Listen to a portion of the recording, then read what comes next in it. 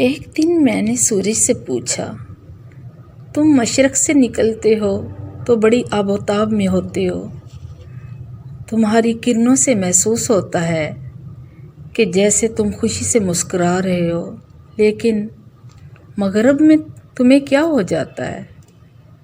مرجھائے ہوئے پھول کی طرح لگتے ہو یا پریشان حال مسافر کی طرح؟ سورج بولا، مجھے مشرق کی عادتیں اچھی لگتی ہیں، ماں باپ کا ادب، بڑوں کا احترام، شرم و حیا، پردہ، اس لیے خوش ہوتا اور مسکراتا ہوں، مگر مغرب کی بے شرمی دیکھ کر شرم سے ٹوٹ جاتا ہوں۔ میں نے پوچھا، تم مغرب کے ملکوں میں بھی تو نکلتے ہو؟ کہنے لگا، غور سے دیکھنا، کئی روز میرے چہرے پر دھند کا نقاب رہتا ہے،